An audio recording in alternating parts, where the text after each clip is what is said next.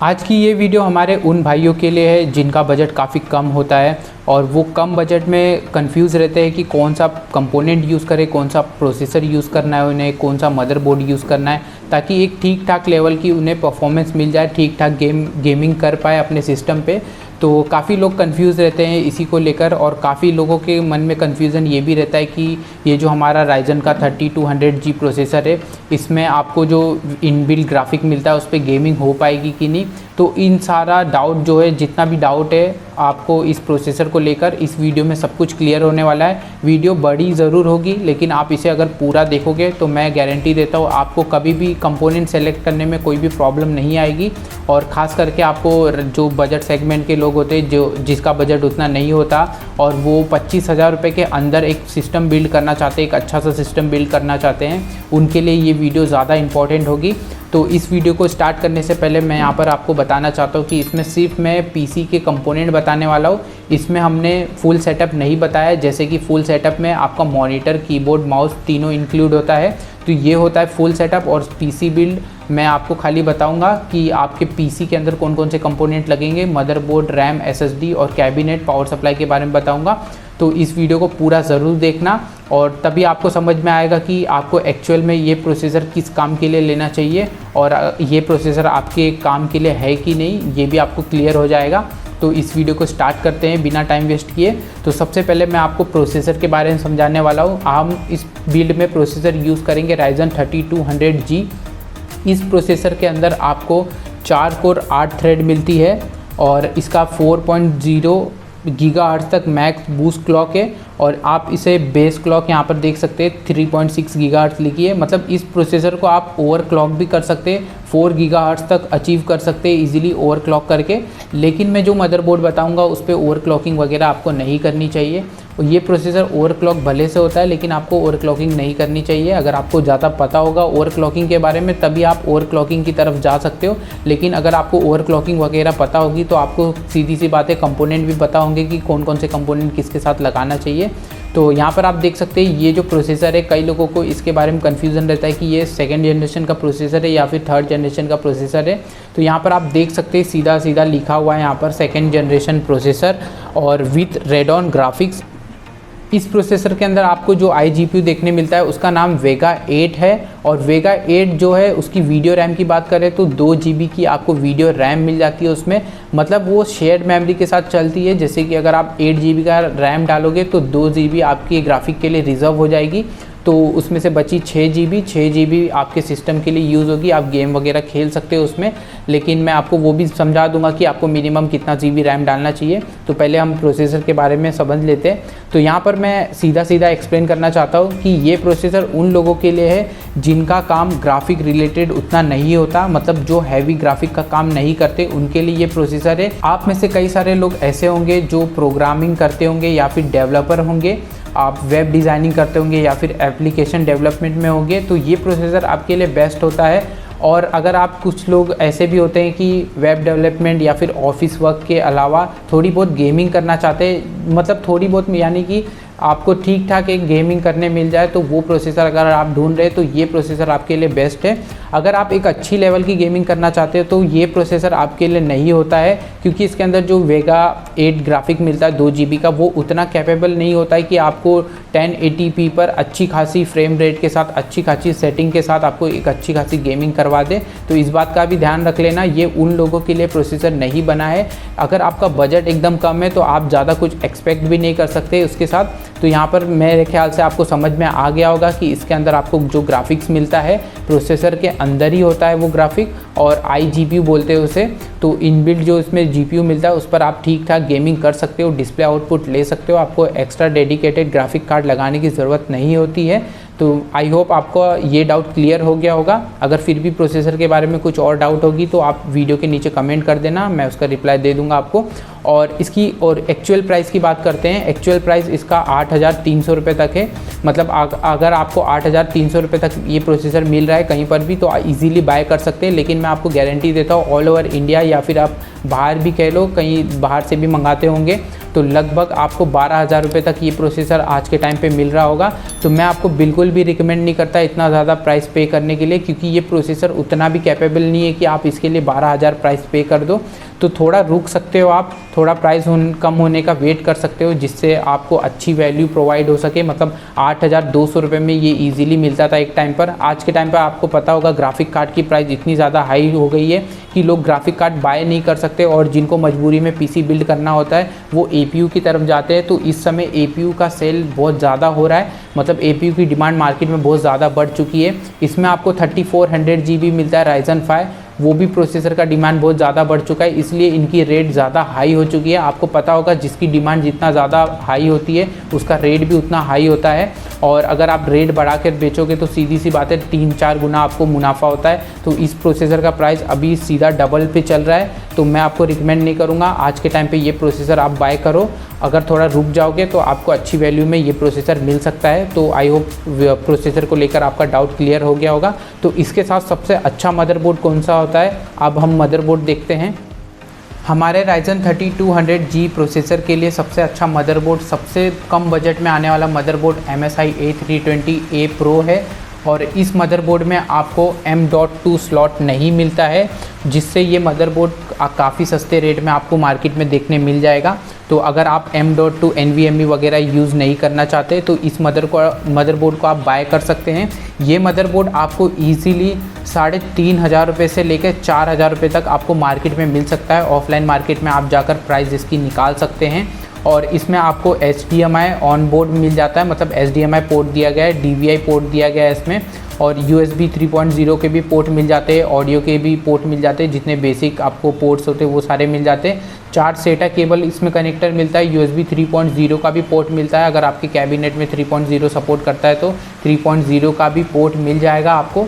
यहाँ पर मैं बीच में एक चीज़ बोलना चाहता हूँ ऑफ टॉपिक, यहाँ पर थोड़ी बारिश हो रही है, मैं मुंबई में रह रहा हूँ तो इससे बैकग्राउंड नॉइस आ सकती है, तो उसके लिए माफ़ी चाहता हूँ। तो यहाँ पर फिर से मदरबोर्ड के टॉपिक पर आते हैं, और ये मदरबोर्ड आपको इजीली मार्केट में चीप रेट में मिल जाता है। तो इस मदरबोर्ड को आप इजीली बाय कर सकते हैं, और इस मदरबोर्ड पे आपका 3200G प्रोसेसर इजीली सपोर्ट करता है। इसमें कोई भी बायोस वगैरह अपग्रेड करने की ज़रूरत नहीं होती है। कई लोग बायोस को लेकर बहुत ज़्यादा टेंशन में रहते हैं कि बायोस अपडेट करना पड़ेगा या नहीं। तो अगर आप मदरबोर्ड इसे परचेस करके लाते हो, सीधा Ryzen 32G इस पे लगाओ, आपका विदाउट बायोस अपडेट किए आपका रन होगा। क्योंकि यहाँ पर आप देख सकते हैं मदरबोर्ड के नीचे लिखा हुआ है 3000 डेस्कटॉप रेडी, मतलब 3000 सीरीज़ के यानी कि 3rd जनरेशन के जो प्रोसेसर होते हैं उनके लिए भी ये रेडी है, और वो प्रोसेसर भी सपोर्ट करेगा। लेकिन इसमें आपको बायोस अपग्रेड करने की ज़रूरत पड़ेगी अगर 3rd जनरेशन का प्रोसेसर लगाओगे तो। यहाँ पर मैं 3rd जनरेशन की बात नहीं कर रहा हूँ, यहाँ पर सिंपली हम बात कर रहे हैं एक बजट सेगमेंट के प्रोसेसर के बारे में, जो कि हमारा 3200G है, इस पर ईजीली सपोर्ट करता है। ये मदरबोर्ड आपको ईजीली 4,000 रुपये तक मार्केट में मिल जाएगा। तो इसकी ओरिजिनल प्राइस 4,000 रुपये है, अभी अगर बढ़ गई होगी तो आप इसे अवॉइड कीजिए अभी ख़रीदना, बाद में आप ख़रीद लेना जब इसकी प्राइस कम हो जाएगी। तो अब हम बात करते हैं इसके रैम के बारे में। इस सिस्टम में हम रैम कौन सा यूज़ करेंगे, तो सबसे ज़्यादा एक टाइम पे ये वाली रैम बिकती थी XPG Gamix D30, और इसकी फ्रीक्वेंसी आप देख सकते हैं 3200 मेगाहर्ट्ज़ से। तो आपको 3200 मेगाहर्ट्ज़ तक की रैम लेना है। अगर 3200 मेगाहर्ट्ज़ से कम लोगे तो थोड़ा बहुत आपको ड्रॉप देखने मिल सकता है परफॉर्मेंस में। तो अगर आप Ryzen का APU कोई भी यूज़ कर रहे हैं तो इसमें ज़्यादा फ्रीक्वेंसी की रैम यूज़ करोगे तो ज़्यादा अच्छा होगा। तो यहाँ पर 3200 मेगाहर्ट्ज़ मैं आपको रिकमेंड करूँगा। इस रैम की ओरिजिनल जो प्राइस होती थी 2800 रुपये में आपको इजीली मिल जाता था एक टाइम पर, और ये काफ़ी ज़्यादा सेल होता था ये रैम, और काफ़ी सारे बिल्ड में, हमारे बिल्ड में आपने देखा भी होगा इस रैम को ही हमने यूज़ किया है। अगर बड़े से बड़े बिल्ड में हमने भी इस रैम को यूज़ किया है। काफ़ी अच्छा रैम है और काफ़ी अच्छी वैल्यू प्रोवाइड करता है। इसकी जगह पर काफ़ी सारे ब्रांड आते हैं, जैसे कॉर्सेयर की रैम आती है, किंगस्टन की रैम आती है, तो वो सब इससे थोड़ा सा 200-300 रुपये आपको ज़्यादा पड़ेगा। आप देख लेना कौन सा रैम आपको लेना है। तो एक्चुअल प्राइस इसकी 2800 से 3,000 रुपये है। अगर 3,000 रुपये में भी आपको ये रैम मिलती है तो आप इसे परचेज़ कर सकते हो। 8 GB रैम मिनिमम आपको लगाना है सिस्टम में। 8 GB से कम होगी तो आपका पूरा परफॉर्मेंस ख़राब हो सकता है सिस्टम में। तो यहाँ पर मैं आपको मिनिमम 8 GB रैम प्रीफर कर रहा हूँ। और अगर फ्यूचर में आपके पास थोड़े बहुत पैसे आ जाते हैं तो यही सेम रैम आप ख़रीद लेना, गैमेक्स D30 3200 मेगाहर्ट्ज़ की फ्रीक्वेंसी देख लेना। यही सेम रैम लाके अगर आप पुट कर देते हो अपने सिस्टम में तो 16 GB आपकी रैम की साइज़ हो जाती है। मतलब आपके सिस्टम के जो रैम है उसकी साइज़ 16 GB हो जाएगी। टोटल मिला के 8 GB की 2 स्टिक लगाओगे। और ये जो हमारा मदरबोर्ड है इसमें आप इजीली 2 रैम लगा सकते हो। 2 रैम का स्लॉट आपको 2 डीम स्लॉट मिलते हैं आपको इसमें, जो कि 3200 मेगाहर्ट्ज़ तक जाते हैं। मतलब अगर आप XMP प्रोफाइल सेटिंग में जाकर ऑन करोगे तो आपको 3200 मेगाहर्ट्ज़ तक की पूरी फ्रीक्वेंसी अचीव कर पाओगे। तो अब इसके सिस्टम के साथ हम स्टोरेज डिवाइस कौन सा यूज़ करने वाले हैं वो भी मैं आपको बता देता हूँ। तो यहाँ पर आप देख सकते हैं ये WD ग्रीन, ये भी एक टाइम पे बहुत ज़्यादा सेल हुआ करता था SSD, और आज के टाइम पे अगर इसका रेट देखने जाओगे तो आपको इजीली 3500 रुपये तक मार्केट में मिल रहा है। लेकिन जो इसकी एक्चुअल प्राइस है वो 2600 रुपये है। तो अगर आपको 2600 रुपये में ये SSD मिल रही होगी तभी आप इसे परचेस करना। लास्ट में वे वीडियो के लास्ट में आपको सारा प्राइस टोटल करके बताऊंगा कि आपको 20,000 में कैसे PC बिल्ड हो जाता है। कई लोग कमेंट करते थे कि भाई ओवर प्राइस बिक रही है, तो भाई देखो इसमें हमारी कोई गलती नहीं है। पहले के टाइम पे जो प्राइस पे मिल रहा था हमें उस प्राइस पे हमने बनाकर दिखा दिया आपको 20,000 का PC बिल। अगर बीच में अचानक से प्राइस बढ़ जाती है तो इसमें हम क्या कर सकते हैं, तो इसमें हमारा कोई फॉल्ट नहीं होता है। हमने जो उस टाइम पे रेट चल रही थी उस टाइम के हिसाब से हमने PC बिल्ड करके बताया था, तब 20,000 में PC बिल्ड हो गया था। तो इस बात का ध्यान रख लेना। तो भाई प्लीज़ ये कमेंट मत करना कि अभी क्या प्राइस हाई चल रहा है। अगर हाई चल रहा है तो थोड़ा आप रुक जाइए, हो सकता है फ्यूचर में प्राइस कम हो जाए, अच्छी वैल्यू में मतलब अच्छे पैसे में आपको अच्छी वैल्यू ऑफ़र हो जाए। तो इस बात का भी ध्यान रखना। 240 GB SATA SSD मिनिमम आपको यूज़ करना है इसमें। तो कई लोग ये सोचेंगे कि इसमें 240 GB कम स्टोरेज है, हमें ज़्यादा स्टोरेज चाहिए। तो आप ज़्यादा स्टोरेज के लिए सीगेट का बैराकूडा 1 TB का हार्ड ड्राइव भी ट्राई कर सकते हैं। ये वाली जो हार्ड ड्राइव आप डिस्प्ले पे देख रहे हैं ये वाली हार्ड ड्राइव भी आप यूज़ कर सकते हैं। लेकिन आपको SSD से परफॉर्मेंस थोड़ी स्लो मिलेगी, मतलब रीड राइट स्पीड कम होती है हार्ड ड्राइव की। 72,000 RPM की हार्ड ड्राइव होती है, मैकेनिकल हार्ड ड्राइव। उससे अगर कंपेयर करोगे SSD के साथ तो SSD की स्पीड काफ़ी फास्ट होती है। अगर आपको स्पीड ज़्यादा मैटर करती है, स्टोरेज उतना ज़्यादा मैटर नहीं करता, तो आप SSD लगा सकते हैं। लेकिन अगर आपको स्टोरेज से ज़्यादा काम है, मतलब स्टोरेज ज़्यादा ही चाहिए आपको, तब जाकर आप हार्ड ड्राइव अपने बिल्ड में ऐड कर सकते हो। हार्ड ड्राइव लगभग SSD से आपको 500 रुपया महंगा पड़ता है और 1 TB आपको स्टोरेज मिल जाएगी। मैं आपको हाईली रिकमेंड करूँगा आप इस बिल्ड में एक SSD ज़रूर यूज़ कीजिए अच्छी परफॉर्मेंस के लिए। आप इसमें अपना ऑपरेटिंग सिस्टम इंस्टॉल कर देना, आपका सिस्टम एकदम स्मूथ चलेगा, अच्छा चलेगा। तो ये लगभग हमारा 80% बिल्ड कंप्लीट हो चुका है। अब सिर्फ हमें पावर सप्लाई और कैबिनेट आपको बताना है, कौन सा पावर सप्लाई कैबिनेट आपके सिस्टम में लगने वाला है। तो सबसे पहले यहाँ पर हम पावर सप्लाई के बारे में बात करेंगे। इस बिल्ड के लिए पावर सप्लाई बताने से अच्छा मैं आपको एक कैबिनेट दिखा देता हूँ। अगर आपका 20,000 रुपये का ही बजट है, मतलब आप 20,000 पर लॉक हो चुके हैं, उसके ऊपर 1 रुपया भी ज़्यादा खर्च नहीं कर सकते, तो 20,000 के बजट के लिए यहाँ पर आप जो आईबोल का कैबिनेट देख रहे हैं, इस कैबिनेट के अंदर आपको SMPS मिलता है। तो आपका SMPS और कैबिनेट दोनों मिलाकर 2,000 रुपये में आपको इजीली मार्केट में अवेलेबल हो जाता है। आप ऑफलाइन मार्केट में पूछ सकते हैं। मैं आपको यहाँ पर हाईली रिकमेंड करूँगा कि अगर इस तरीके का कैबिनेट यूज़ कर रहे हो तो उसके साथ मिनिमम आईबोल का ही पावर सप्लाई यूज़ करें। मतलब आपको आईबोल का ही कैबिनेट लेना है। आईबोल की थोड़ी बहुत क्वालिटी अच्छी होती है, मैं यहाँ पर ज़्यादा कंपेयर नहीं कर सकता इसे किसी भी पावर सप्लाई के साथ। तो आप कह सकते हैं 9-10 अच्छा ही होता है सब पावर सप्लाई के साथ अगर कंपेयर करोगे तो, जो चीप पावर सप्लाई आते हैं 500-600 रुपये वाले। तो इस कैबिनेट के अंदर आपको पावर सप्लाई मिल जाती है 2,000 रुपये में आपको ये कैबिनेट मिल जाएगा। तो अगर आप इसका बिल्ड को, मतलब इस बिल्ड में आप इस कैबिनेट को ऐड करते हो जिसमें आपको पावर सप्लाई भी फ्री में मिल जाता है, मतलब उसके साथ ही आता है, तो आपका टोटल 20,000 में बिल्ड कंप्लीट हो जाता है। लेकिन अगर आप चाहते हैं कि मैं एक ही बार पैसा डालूं और अच्छा बिल्ड बनाऊं जो दिखने में भी अच्छा हो, जैसे कि अगर आप कुछ लोग ये सोच रहे होंगे कि मेरा लुक थोड़ा अच्छा आना चाहिए, मैं 25,000 रुपये तक लास्ट टू लास्ट जा सकता हूँ अपने बजट को खींच कर। तो यहाँ पर अगर आप एक डेडिकेटेड पावर सप्लाई यूज़ करने वाले हो, जैसे कि कैबिनेट के साथ फ्री में जो नहीं आता है, आप एक अलग से अच्छा पावर सप्लाई अगर सेलेक्ट कर रहे हो, तो यहाँ पर मैं आपको हाईली रिकमेंड करूँगा कि अगर एकदम बजट सेगमेंट में भी कोई अच्छा पावर सप्लाई ढूंढ रहे हैं तो ये एंटेक का एटम सीरीज़ का जो पावर सप्लाई होता है 450 वाट का, इसे आप परचेज़ कर लेना। ये बहुत ही बेस्ट पावर सप्लाई है। कम बजट में इससे अच्छा आपको पावर सप्लाई नहीं मिल सकता है। आपने देखा होगा एंटी स्पोर्ट्स के भी कुछ पावर सप्लाई अब मार्केट में आ रहे हैं, तो आप वो भी यूज़ कर सकते हैं, लेकिन मैं आपको रिकमेंड करूँगा आप ये वाला पावर सप्लाई यूज़ करें, क्योंकि ये पावर सप्लाई कभी कभी आपको ऑफलाइन रेट में 1800 रुपये से लेकर 2100 रुपये तक आपको ईजिली मिल जाता है। अगर आप अभी भी प्राइस चेक करेंगे तो आपको ईजिली 2100 रुपये तक मार्केट में अवेलेबल हो जाएगा ये पावर सप्लाई। पावर सप्लाई की प्राइस उतनी ज़्यादा इंक्रीज़ नहीं हुई है, तो इस बात का भी ध्यान रख लेना। अगर आपको रेट निकालना हो तो अपने आसपास के सिटी में जो आपके बड़े कंप्यूटर के मार्केट होते हैं वहाँ से आप जाकर प्राइस निकाल सकते हैं।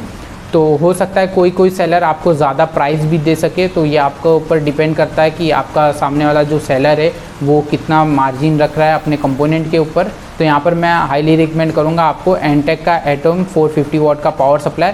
इससे भी अच्छे पावर सप्लाई आ सकते हैं, लेकिन आप फिर वही बात हो जाती है कि आपका बजट थोड़ा और चले जाएगा। तो यहाँ पर आप 1800 रुपये 2100 रुपये इसका बजट पकड़ के चलते हैं। हमने इसे भी ऐड कर दिया है अपने बिल्ड में। तो यहाँ पर आप देख सकते हैं हमारा जो सारा कंपोनेंट है यहाँ पर जो हमने लगा रखा है, तो ये सारे कंपोनेंट के साथ आपका पीसी बिल्ड यहीं पर कंप्लीट हो जाता है। तो अब बात करते हैं, मैं कुछ आपको कैबिनेट दिखाने वाला हूँ। यहाँ पर आप देख सकते हैं अमेज़ॉन पर ये कुछ कैबिनेट है, और इन कैबिनेट में से आप कोई भी कैबिनेट सिलेक्ट कर सकते हो। पहले इन सब कंपोनेंट का प्राइस आप टोटल कर लीजिए, उसके बाद जो भी आपका प्राइस लास्ट में बच रहा है 25,000 रुपये में जितना भी रुपया बच रहा है उतने रुपए का आप एक गेमिंग कैबिनेट ले सकते हो। 8GB वाला कोई भी एक सस्ता सा कैबिनेट ले सकते हो जिससे आपका लुक अच्छा है।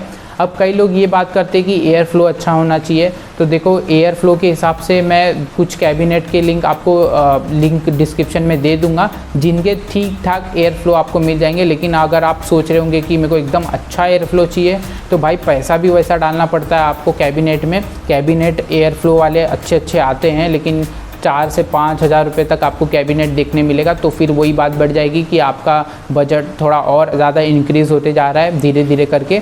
तो इस बात का भी ध्यान रख लेना। और अगर आप एक अच्छा कैबिनेट यूज़ करोगे तो वो भी अच्छा होता है, लेकिन अच्छा कैबिनेट यूज़ करने से पहले अपने सिस्टम पे आप ध्यान देना। इसमें 8GB रैम और डाल दोगे तो काफ़ी अच्छी परफॉर्मेंस देखने मिलेगी इस सिस्टम पर आपको।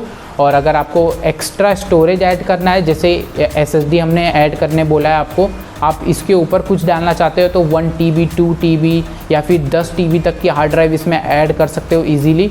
और इसमें आपको कोई भी परफॉर्मेंस में मतलब पावर सप्लाई को लेकर कुछ भी प्रॉब्लम नहीं आएगा। ये जो आपको 450 वाट का पावर सप्लाई दिख रहा है एटम का, ये इतना कैपेबल है कि आपके एक ग्राफिक कार्ड जो 1650 सुपर ग्राफिक कार्ड होते हैं उनको आराम से पावर डिलीवर कर पाता है। लेकिन जो 20,000 का बजट आप रख कर चल रहे हो, फिर बाद में सोचोगे कि आप मैं एक इसमें ग्राफिक कार्ड ऐड कर लूँ, तो लास्ट टू लास्ट आप 1050 Ti तक ग्राफिक कार्ड इसमें डाल सकते हो। लेकिन जो आपको कैबिनेट के साथ, इस कैबिनेट के साथ आईबोल के इस कैबिनेट के साथ जो पावर सप्लाई मिल रहा है वो उतना कैपेबल नहीं होता है कि आपके ग्राफिक कार्ड को पावर डिलीवर कर पाए। तो यहाँ पर आपका पावर सप्लाई जल सकता है, तो इस बात का ध्यान रख लेना। अगर आप ये पावर सप्लाई यूज़ कर रहे हैं तो इस पावर सप्लाई के साथ आप ये जो इनो 3D का 1650 सुपर ग्राफिक कार्ड है ये भी आप इस बिल्ड में ऐड कर सकते हैं। लेकिन फिर वही बात पड़ जाएगी कि ये ग्राफिक कार्ड अकेला सिर्फ 14,000 रुपये का इसका प्राइस है। ओरिजिनल प्राइस बता रहा हूँ, अभी के टाइम पे ये 25,000 रुपये तक आपको देखने मिल सकता है मार्केट में। तो यहाँ पर हमारा सस्ते से सस्ता लास्ट टू लास्ट 20,000 का बिल्ड होता है। 20,000 के नीचे कोई भी PC बिल्ड नहीं होता, इस बात का ध्यान रख लेना। मैं स्पेशली नए कंपोनेंट के साथ बात कर रहा हूँ। सेकेंड हैंड कंपोनेंट यूज़ करोगे तो हो सकता है आपका 17 से 18,000 रुपये में आपका बिल्ड कंप्लीट हो जाए।